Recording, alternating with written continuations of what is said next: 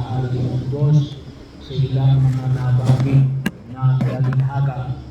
Ngayon naman ay ang talinhaga ng dalawang tao na nakatagpo ng kayamanan. Yung isa ay naguhukay. Well, hindi ko sinabi kung bakit naguhukay. Hindi naman wala treasure hunter ito. Nagkataon lamang na naguhukay. Hindi ko treasure hunter ito kasi hindi kanya yung sariling lupa. Sangayon sa batas ng mga Israelita at ng Romano noong panahon na yun, ay hindi mo pwedeng kunin yung nakita mo kayamanan kapag hindi mo pag-aari ang lupa. Presumably, hindi rin ito pag-aari kung hindi rin may nagtanim. Ang naglagay ito ay yung tinatawag natin yung dating may ari nito. Pero binahagi yung akong sa amin, pinagbili ang lahat ng kanyang ari-arian para mabili ito. Well, siguro po ay nung panahon na yun, hindi naman panguso ng bangko katulad na ngayon. Siguro po mga 30 years ago, kakaunti pa yung bangko. Hindi lalo na 2,000 years ago. Bagaman may bangko na. Kung yung mga alala doon sa ginagawa ng talento. Sinabi ni Jesus na doon sa tatlong tao na sana ibinangko mo na lang. So, may bangko rin. Kailangan hindi gano'n ka-accessible. Katulad na yun. Halos bawat kanto natin may bangko. At online na, pwede na. Pero yun, ay kung yung maalala, yung panahon din natin, yung mga medyo may edad na, ay ang tinataguan ay halili ng bahay. Doon tinatago ko minsan yung kayamanan. O yung tinatawag natin yung mga trabaho. Doon pinapako. Pero yun ang nakita ko natin, na pinagbili ang lahat ng kanyang arian, mabili lamang yung lupa na yun na nakitaan na mayroong kayamanan.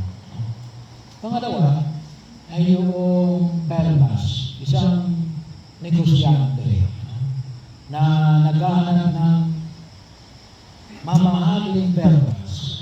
Alam mo ba kung saan naglapuan yung pinakamalaking perlas? Sa Puerto Princesa.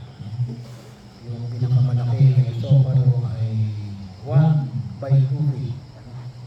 So, malaki yun, 1/2 feet.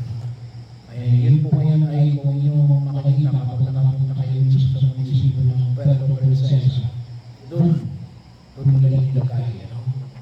Pero yung kinikilala ng Guinness World of Record ay yung pangalawa sa malaki, which is 9-point-something inches lamang. So, wala pa sa kalahati. At yun yung pag-aari naman ng private, Amerikano, ang nakabili. Pero doon din nakuha sa Puerto Princesa. Ang tawag na doon ay yung sa pinakamalaki, yung 2x1, ay Bell of Puerto. Ito naman ay yung Bell of Lauche. So, bahagi na kung saan ay nagkakalaga daw ito na from 35 million hanggang 60 million dollars.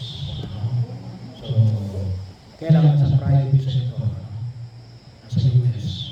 Pero yung sabihin, nakita yung pinakamalaki na pinakamagandang perlas, ipinagbili ang lahat ng kanyang ari-arian para mabili yung nabanggit na perlas. Ano yung hamon?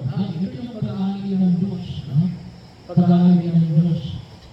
Makita ko natin, yung pag-aari ng Diyos may presyo.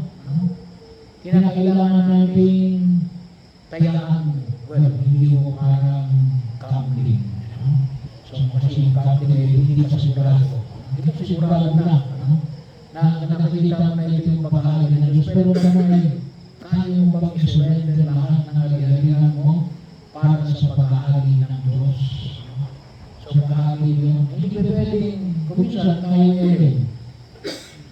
ay sana ganito, sana ganoon. Kaya lang ay wishful thinking lang yun. Kinakailangan natin kumilos, kinakailangan natin na magkataya tayo. At ang hindi nagkataya sa atin ay yung kayamanan natin. At maaari ito ay yung buong nating pag-aari, whatever it is. Kayamanan, pera, talento, kakayanan, lupa, o maaari mga pinaalagaan natin sa buhay sa daigdig na ito. Bahagi yun kung saan tayo hinahamon ng Panginoon na makita yung pag-aari ng Diyos. At isang magandang halimbawa na nakita rin natin sa unang pagbasa sa aklat ng mga hari, na nakita ko natin yung pag-uusap ni Yahweh at ni Haring Solomon. Ito'y sa panaginip. Anong sabi ni Yahweh? Anong gusto mong ibigay ko sa iyo? Anong sabi ni Solomon, ni Haring Solomon? Bigyan mo ako ng pagkaunawa, ng puso makaunawa at marunong upang gabayan ang bayan mo, Panginoon, para makapag-us ka ng maayos sa iyong bayan. Yun, yung nakita natin kay Haring Solomon. So yun yung kanyang pamamaraan, nagamit yung kanyang kayamanan para ipakita yung pag-aari ng Diyos. At ito yung amon na ipinapahayag sa atin ng buong kapal. Sabi nga natin, nakita natin yung pag-aari ng Diyos. At pinabanggit din sa basikularang pagdiriwang ng misa, ngayon ay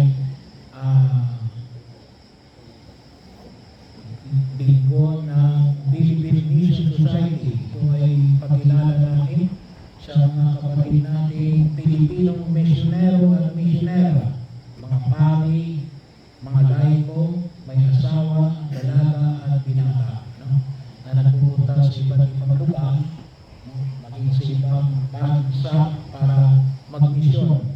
Commission iba ay for the period of 1 or 2 years.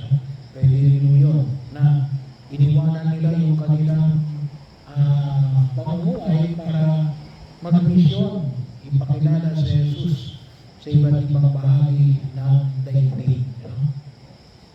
Bahagi rin ngayon hamon ay pinapamanik, ngayon ay pandaigdigang araw ng mga lolo at mga lola. Kapistahan naman ngayon ni San Joaquin at Santa Ana, and of the elderly. Hindi ko naman ako kung ilang taon yung elderly. So, bahagi. Pero mga lolo at lola, pagkakataon na nawa patuloy na mangaral, gumabay sa inyong mga anak, sa inyong mga apo, turuan sila upang magkaroon ng sapat na sangkap na harapin ang hamon ng daigdig na ito, lalong-lalo na bilang magiging mga mabubuting Kristiyano Katoliko, o sa iba't ibang larawan ng larangan ng ating pagkilos sa daigdig na ito. Tayo na hamon ng buong kapal. Businessman ka man, ikaw ay employee, privado, sa gobyerno, o kahit saan ka nagtatrabaho, may pamanig na alihang. Tayo hinahamon natin ay maging mabuting Kristiyano, may pakita na kahit sa politiko, kahit sa mga politiko. Ngayon sinasabi nga natin ay, sabi nga natin, kung minsan ay gusto natin baguhin ang ating lipunan na ginagalawan. Pero hindi pwede na, kung minsan sinasabi na, kung ako ang mayor, kung ako ang barangay captain, sa amin yun, magkakaroon na election ng barangay captain. Kung ako ang barangay captain, hindi ka nga naman pumapasok sa sa eleksyon, paano ka maging barangay captain, ano? So, bahagi. Hindi naman sinabi na pumasok ko pero yung sabihin, ano? We have to do something, ano? Hindi pwedeng kung ako, wala ka namang ginagawa, ano? Tayo hinahawa ng buong kapan. Gusto natin makita yung pag-ahali ng Diyos. Ay, kinakailangan natin ng kumilos, ano? Gumawa ng pamamaraan, ano? Sabi nga, Father, nagdarasal ako. Very good. But if we are all really praying, hindi pwedeng pagdarasal. Kasi sasabihin sa inyo ng Diyos, you have to do something. Kahit malaki o maliit. Pero sana makita natin we partake on the building of the kingdom of God. Nagiging kabahagi tayo ng paglago ng paghahari ng Diyos. Pangalawa, joy. Iyon naramdaman ng dalawang tao. Kaganakan.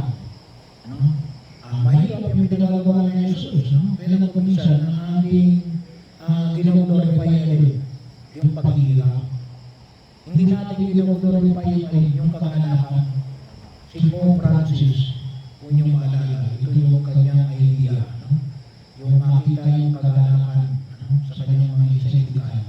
At sa kanyang panyaya na hindi naman natin na huwag natin kalimutan na yung kaganakan na naging bahagi ng pagkilos ng Diyos.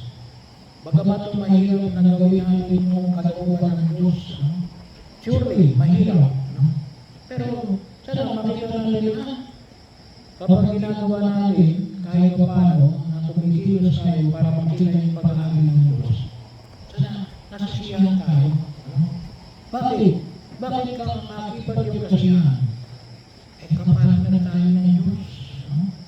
Ang ating binubuo, ang ating pinalalago, ang kanyang paghahari. Kaya dapat tayo ay pinupuspos ng kaganakan. Pinupuspos tayo dapat ng kaganakan. Bahagi mo yun, magkasama yung dalawa.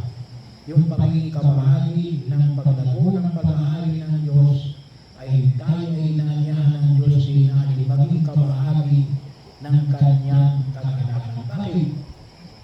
Pinag-uusapan natin